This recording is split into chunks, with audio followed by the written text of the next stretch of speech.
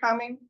If you are in this room, you are coming for a Georgia chapter of the Trail of Tears Association meeting. Otherwise, you belong out there. I'd like to introduce our Vice President, Sharon Housley, and she will give you the information on our. Good morning, everybody. We're so glad to have everybody here in attendance today. We have a really interesting speaking engagement today by the Georgia Department of Natural Resources, and we have actually a two-part presentation. First up will be Rachel Black. She is the state archaeologist, and she's going to talk to us about what's happening here at the Etowah Mounds and some of the repatriation that's going on. And then we also have a walking tour with Keith Bailey afterwards. And so I'm going to turn it over to them so that we can get going, and they can tell you a little bit about what's going on here.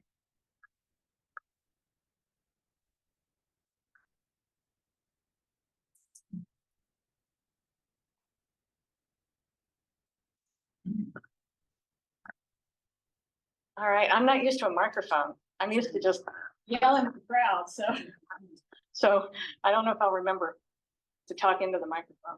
Keith is getting us set up. I've got a little PowerPoint, so y'all don't have to stare at me the whole time. You can stare at the slides on the screen. We'll go ahead and get started while we're getting this set up. Just tell you a little bit more about myself. Again, my name is Rachel Black. I'm the state archaeologist. The Office of the State Archaeologist is embedded in the Parks and Historic Sites Division within the Department of Natural Resources. I've been with DNR for about 12 years, have not been the state archaeologist all 12 of those years. I was deputy state archaeologist for many years, and then bumped up about 2.5 years ago to serve as state archaeologist. In addition to keeping DNR in compliance with our state level cultural resources laws, I also oversee all the archaeology on DNR lands, make sure it's done correctly and professionally and respectfully. I'm also the DNR NAGPRA coordinator, as well as the federal tribe liaison. So I wear a lot of hats, but I love it.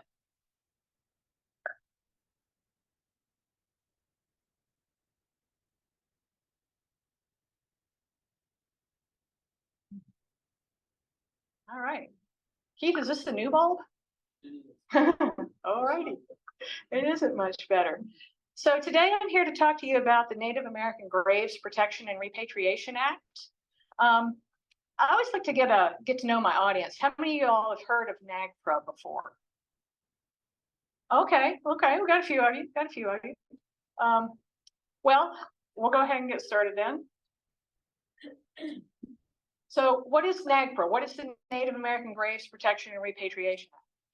It is basically, this is a 30,000 foot definition of it.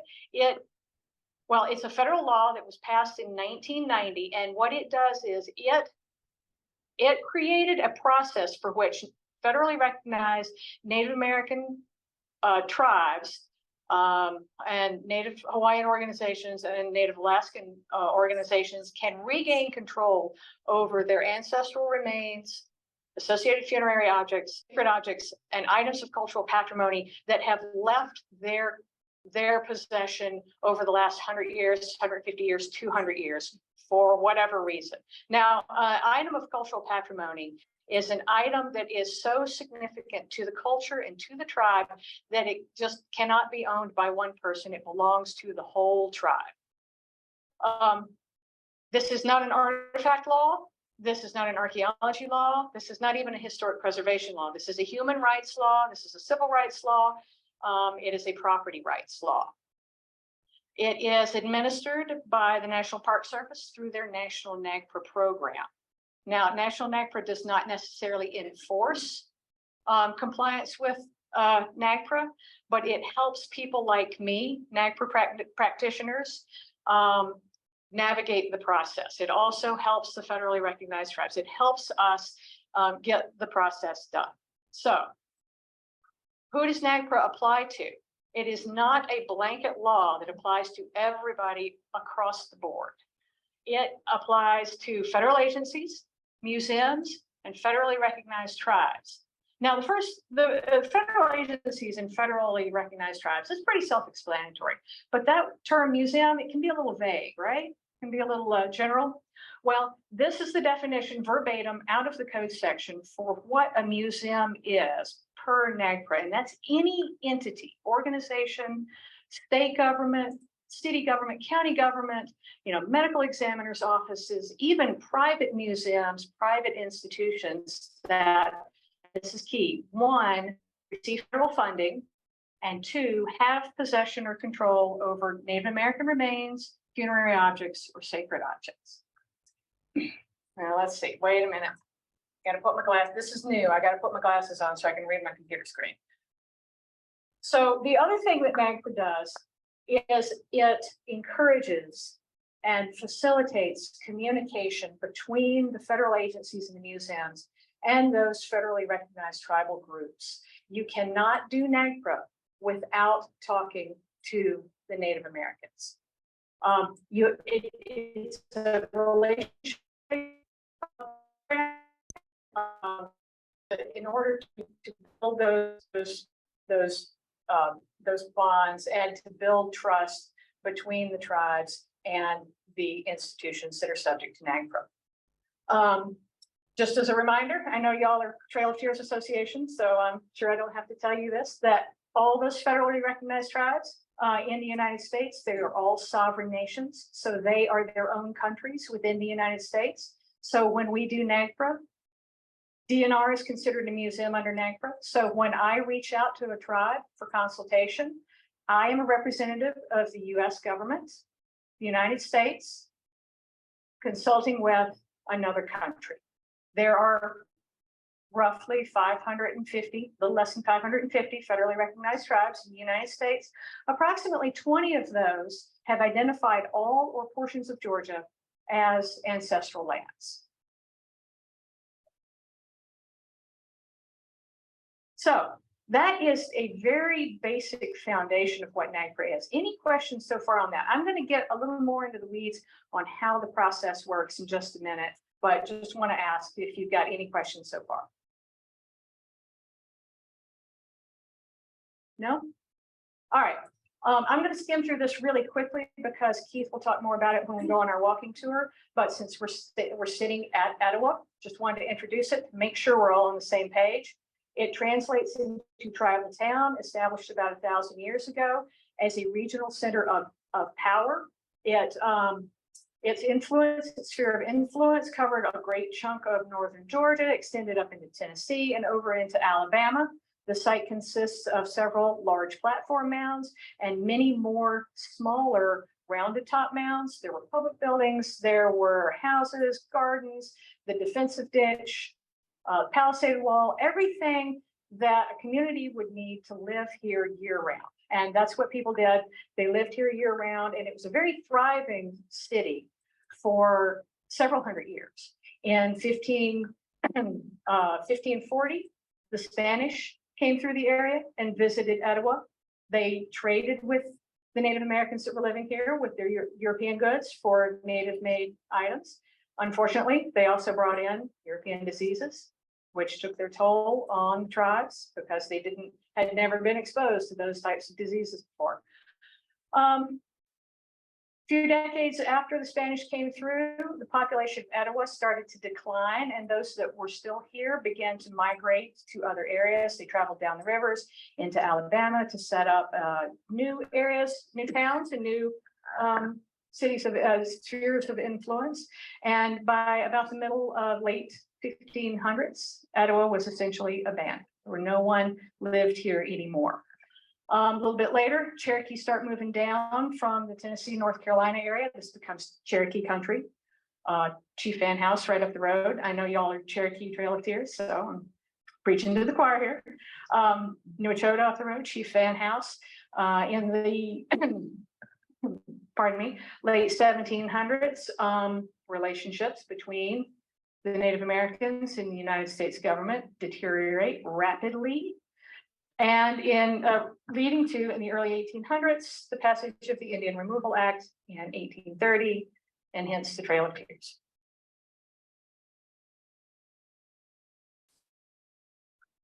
So, how did we get where we are? How did DNR get to where they are to be a state institution that has control and possession of Native American remains and funerary objects? To give you a brief history of the types of archaeological excavations that have occurred at Etowah over the years, I'm just going to run through that really quickly. Starting as early as the early 1800s, there were amateur archaeologists and looters digging at the site, collecting things, taking items home. In the 1880s, the Smithsonian came through with their Mounds division, and they did dig a lot at Etowah, as they did at a lot of the mound sites in the southeastern United States.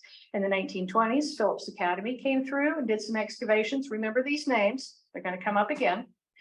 And then in the 1930s, the WPA dug here just a little bit, but not a whole lot. We have a picture moment. Good. By 1953, the state took possession of Etowah. They purchased it from the neighboring landowner, who still owns the property next door. And they began state-sponsored excavations by academic universities. These institutions were actually focused on the burial contexts, the Mound C, portions of Mound B, the Plaza area, and they were specifically digging burials. This went on, well, in 1957, the first museum opened here, and it was a little block building down by the river.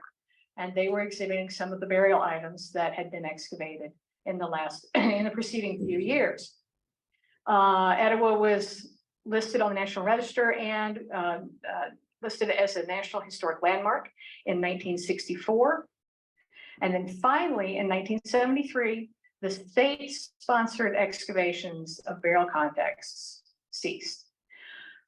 There were a few excavations smattering between 1973 and the early 2000s. And then in 2002, DNR entered into an agreement with the federally recognized tribes that are culturally affiliated with Etowah on a research agreement. They gave us some guidance on when people would come to us and say, hey, I want to dig at Etowah, I want to do research on Etowah. We then had some guidance to be able to direct those researchers and to partner with the tribes on the research that was done. So, back to NAGPRA and the process. And I have a sheet. If y'all are really interested in law and process, I do have a bulleted list here of the basics of how NAGPRA works for a museum. And I should say, actually, there's one thing I didn't say earlier. I said that federal agencies were subject to NAGPRA and they had to comply with it, but there's one federal agency that does not have to comply with NAGPRA. Does anybody know which one that is? No? It's the Smithsonian. Yeah, I know.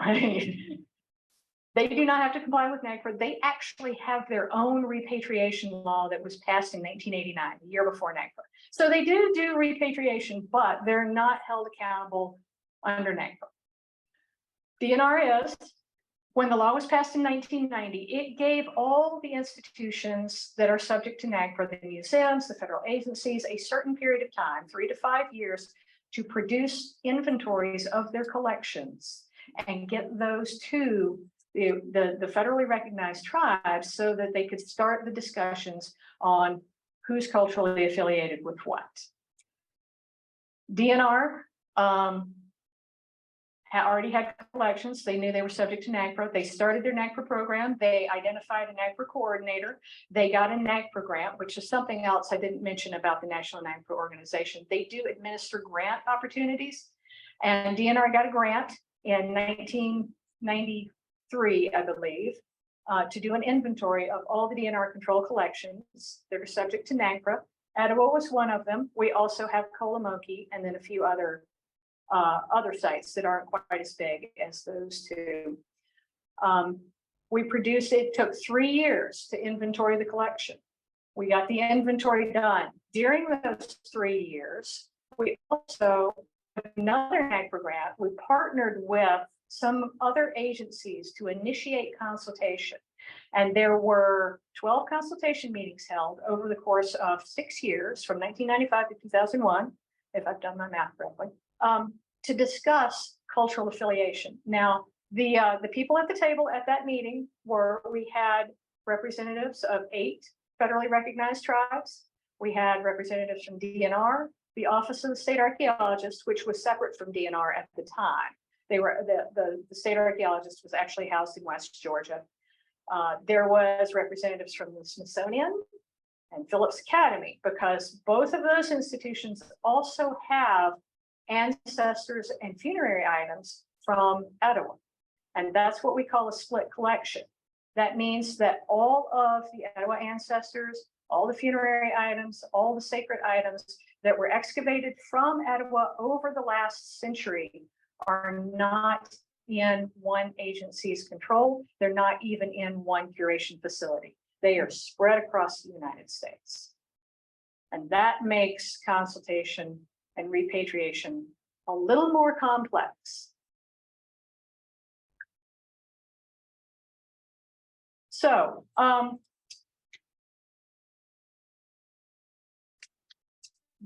during those consultation meetings, cultural affiliation was discussed.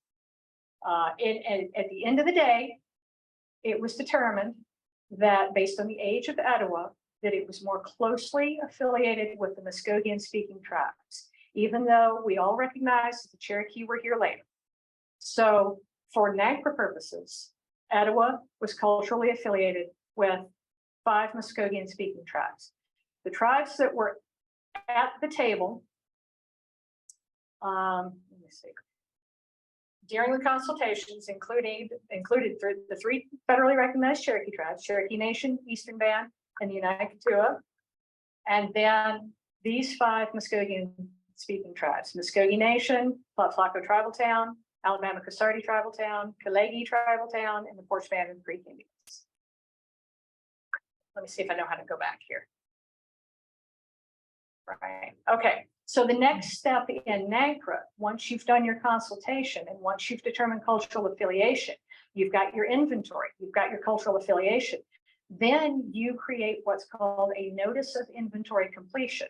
And this is basically a summary of everything that's happened during your consultations and during your inventories and during your process. You create this document, you send it to National NAGPRA, and they publish it in the Federal Register. Now, this notification, or NIC, we call it NIC for short, because notice of inventory completion is a lot to get out when you're talking. It has to be published for 30 days. Now, that 30 days gives any other tribal organization that was not part of the initial consultations for whatever reason, an opportunity to come forward and say, hey, you know what? I've decided that I do want to make a claim and I want to reopen consultations. If no one comes forward in that 30 days, on day 31, that collection is then available for repatriation to the federally recognized tribes, the culturally affiliated tribes that are listed in the.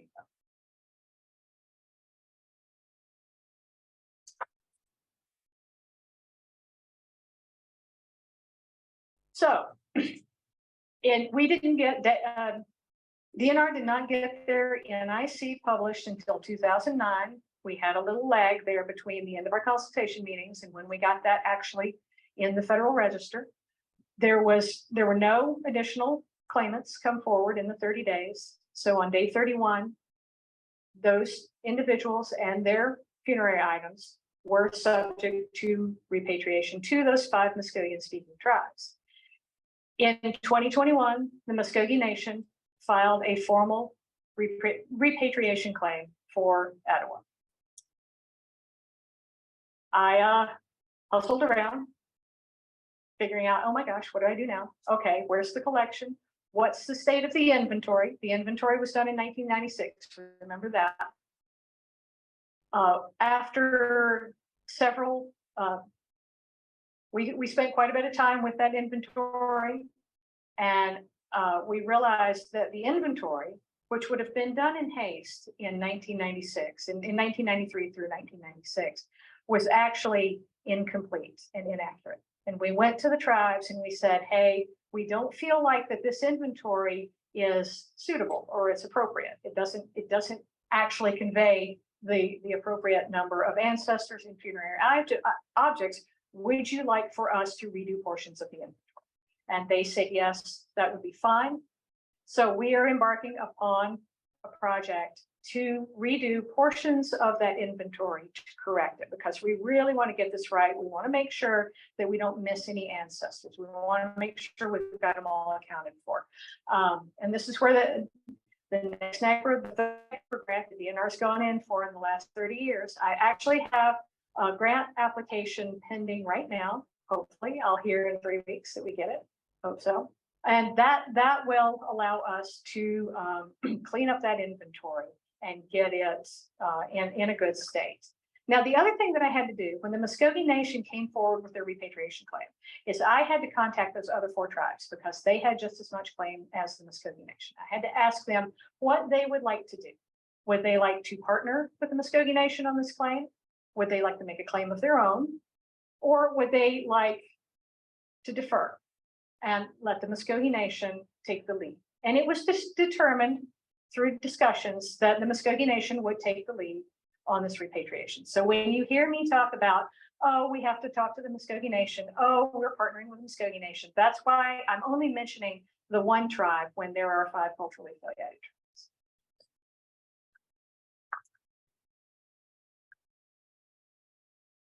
So that's the basic NAGPRA process, and that's how we've gotten to where we are now. I'm going to switch gears a little bit and talk about that room right there, because it probably looks different than the last time you walked through it, right? Yeah. Well, remember that I said the first museum that opened up down by the river in 1957 had burial items on exhibit? Well, so did that room. 99% of what was on exhibit in that room was a burial item. And that the Muskogee Nation or none of the other tribes had ever given their permission for those burial items to be on exhibit. So out of respect, we embarked upon a project to pull all those artifacts off exhibit and get them reunited with their ancestors, which are in a curation facility here in Georgia. So in December of last year, we sent out the press release, and I know you can't read this. My apologies for that. It's very tiny.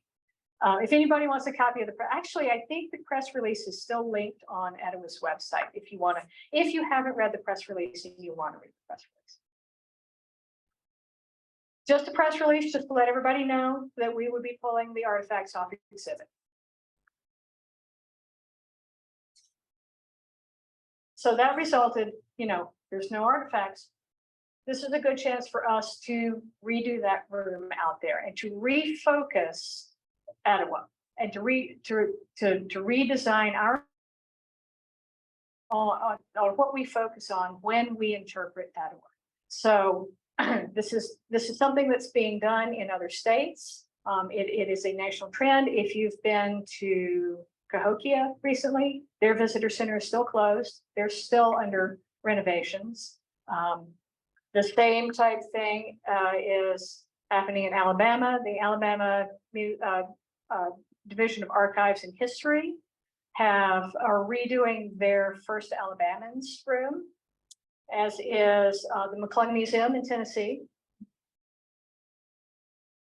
They actually, and it depends on what your facility is like, on how you go about it. The McClung Museum decided that what they were going to do, how they were going to navigate this change, is they were going to keep their large room open, and that they were going to take burial items that were in cases off exhibit, and then put up the signs saying why this item is no longer on exhibit. Alabama had the option to be able to just close off that one room and completely redesign the room. We have to do a little bit of a hybrid because you've got to walk through that room to get to the theater. So we had to get that room renovated and get it back open so that Keith would, 1, have a space for school groups, and 2, anybody who wanted to watch the film could get back here in there. We are currently working on a redesign. I'm gonna show you just a little bit of a sneak peek, but I can't tell you as much as I could, even if this talk were next week, because we are doing this redesign in consultation with the Muskogee Nation, asking them how they would like for us to tell their history. And we have a meeting with them this week, and I would be able to show you more if it were next weekend.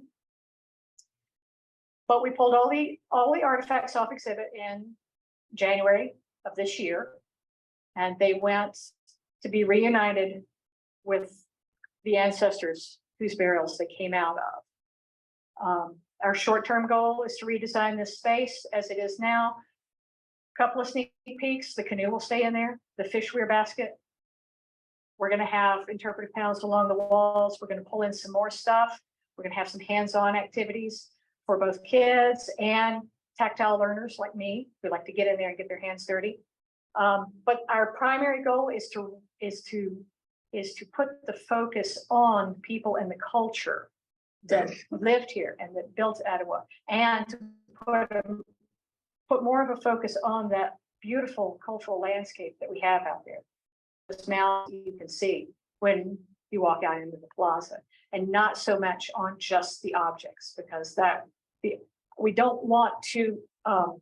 We want to focus on the fact that these tribes are still here. And we want to convey that to our visitors, that the descendants of the folks that built Etowah and lived here and made all these gorgeous items that we've seen are still here, and they still feel very deeply about their ancestral lands here in Georgia. This is, unfortunately, it's the only picture I can show you. This is just a mock-up. And this is our marketing director for scale, because I know all y'all know how tall Owen is. But we're going to have interpretive panels along the side. We're going to do some special stuff in the end cases. And then we're going to have some other activities that set around in the room that help better engage the visitor with the Etowah experience. So that's all I got for you today. What kind of questions do you all have for me? Yes. So repatriating all these items back to the Etowah tribes and the other tribes, do they have discussions with you or your representatives as to what they plan on returning? Is it a conversation that you say, well, we'd like to have this, but how do you feel about that? Or are you sort of, I don't want to say at the mercy of it, but do you just have to accept what they give you back if you have to? We do have a conversation with them. We do ask, are there any artifacts that you would like to see go back on exhibit? How do you feel about imagery, photographs, sketches, replicas? We talk about that. I don't want to speak out of turn here because we haven't spoken with them on some of our ideas yet. We'll speak with them on Tuesday, and I could tell you next weekend how much they have approved. But yeah, it's a dialogue. It's very much a conversation, and they want us to tell their history as much as we want to tell their history. So. You know how rumors gets. Because I'm a member of the Georgia chapter of the Trail of Tears, I get people contacting me all the time, and they want to know when you're going to do the replicas. And so I would like to give them a flat statement rather than a guess. I'm really hoping that we should start the installations. Oh, sure. She asked if I could give her a timeline that she could tell other people about when items might be coming back into the museum, or replica items might be back on exhibit. I'm hoping that we should start installation in 4 to 6 weeks in here, because one of the things we have to do, oops, you don't have it up, that those interpretive panels, we've got the text written for them. We are collaborating on language to make sure that we've got our language right. As soon as they say, yeah, we like what the words that you've used, then we'll get those under production. And once we get those under production, we can put those up. We have some other items that are going to come back in that we've commissioned So that should be about 4 to 6 weeks. I hope, you know, our interpretive unit might kill me for this, for saying 4 to 6 weeks, but. Yes, ma'am. It's a two-part question. The artifacts that came with burials, were there enough records to determine which remains on those items would go back to? And the second part of that question is the Muskogee indicating that they would want those remains to be buried here, or are they taking out? Okay, the first part of that question was, are there enough records? Were there enough records done during excavations to be able to reunite the funerary items with their ancestors? The answer is mostly yes. It depends on how good a records the archaeologists kept when they did the excavations. In a lot of cases, we do know who they belong to. So we'll get those back with those individuals. The second part of that question is, and again, I don't want to speak for the tribes, and we haven't officially had that conversation yet, but remember that this is home for those ancestors. And the Muskogee Nation would prefer that those individuals come home.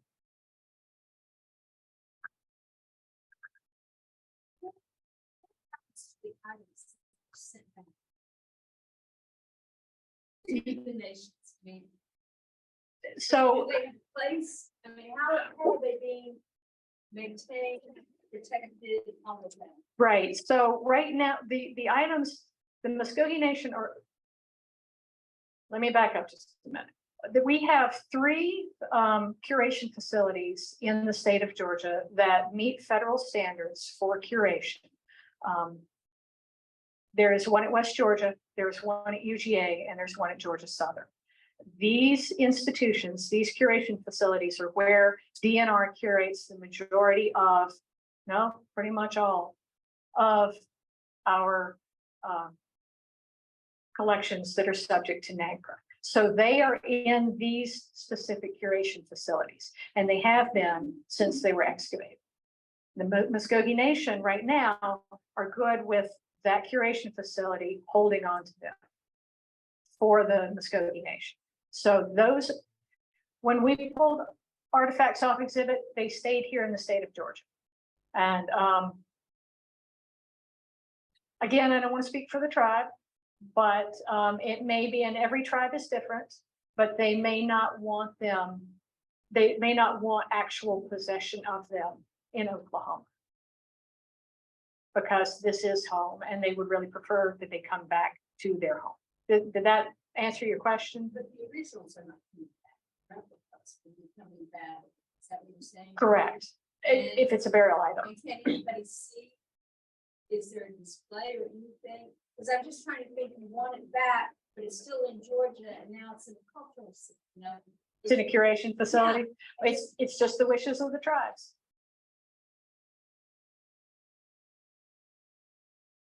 Yes. So what happens is Phillips Academy, they raise their items. I've seen a whole list online. And those items released back to Georgia, one of the places. Phillips Academy will hold those items. They may have already transferred legal control to the Muskogee Nation, but they would hold those items for the Muskogee Nation until the Muskogee Nation are ready to repatriate or reinter, whatever they decide to do. So they wouldn't come into my control. They would stay at Phillips Academy until the Muskogee Nation is ready for what the next step is. Yes. Notice there were 3 Cherokee federally recognized tribes at the table. Mhm. Are there any claims from any of the Cherokee Native tribes against or for anything from this area in later years? And later, there was, we did do a repatriation with the Eastern Band up at New Etowah in 2015.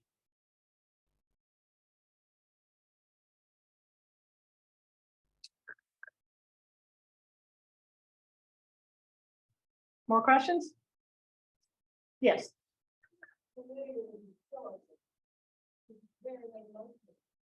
They're in Andover, Massachusetts.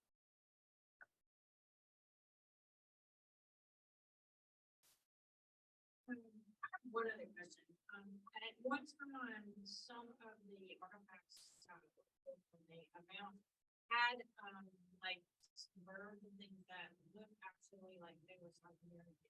Has that been, some, it's not really anything right now, at least the people that were here at, Etowah Mounds, they have been from South America? The way the cultural affiliation was determined was based on historic documentation, archaeological data, and tribal history. So if none of that came out during those conversations, it was not considered.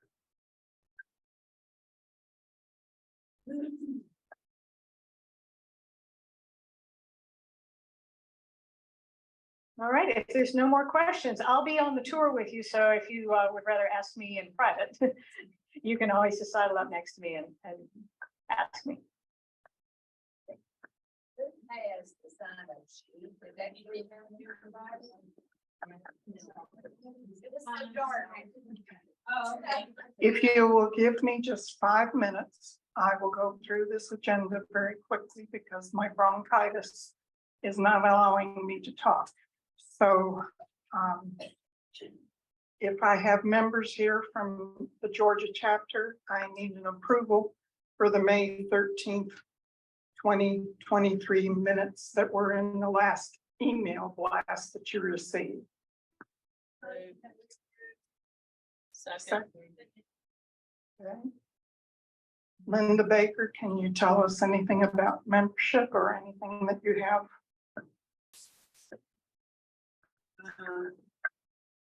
We have 20 members since the last meeting, so we're up to 122 members.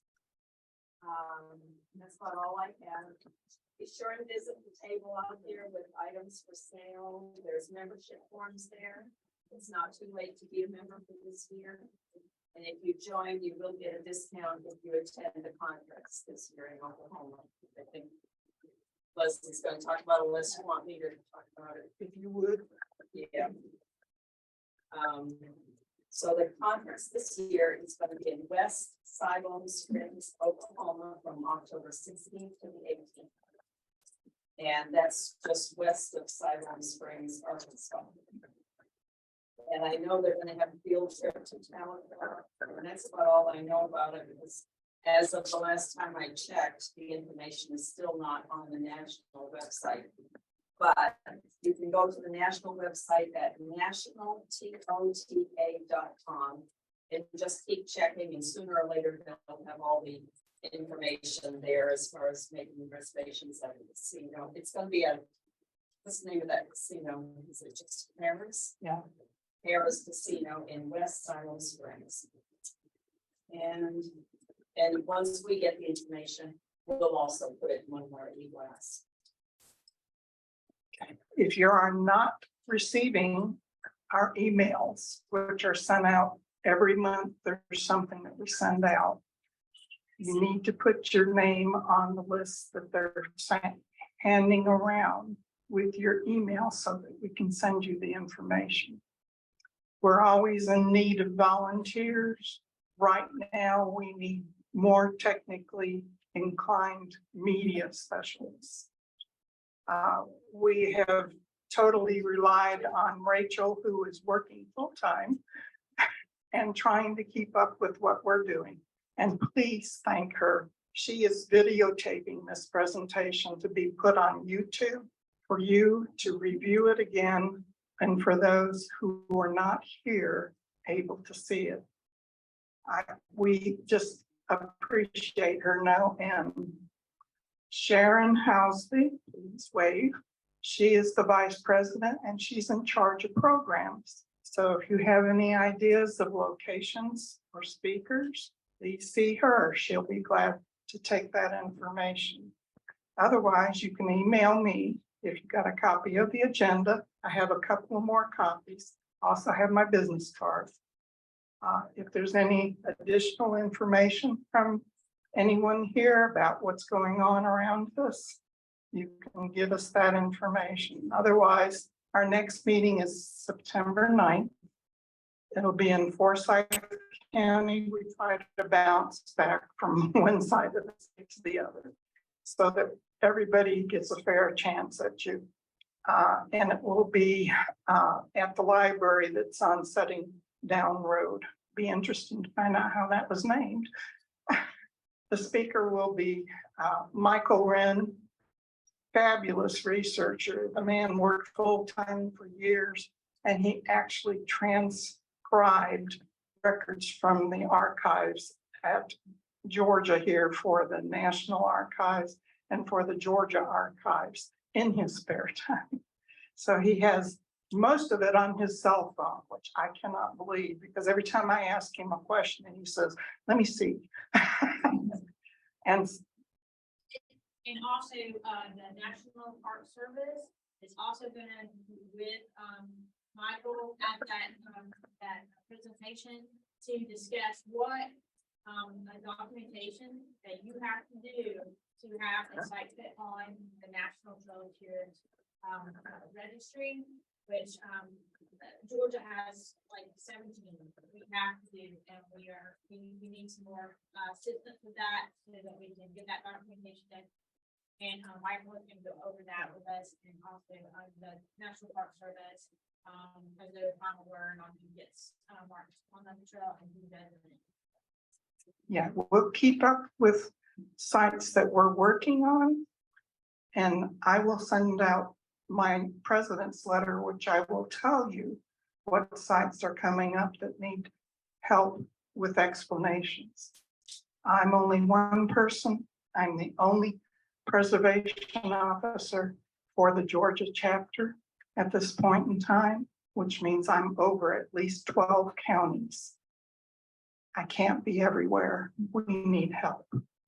If there's no further explanations, yes, Linda. First of all, I just want to make sure everybody knows that this is the J.B. Tate Memorial Lecture.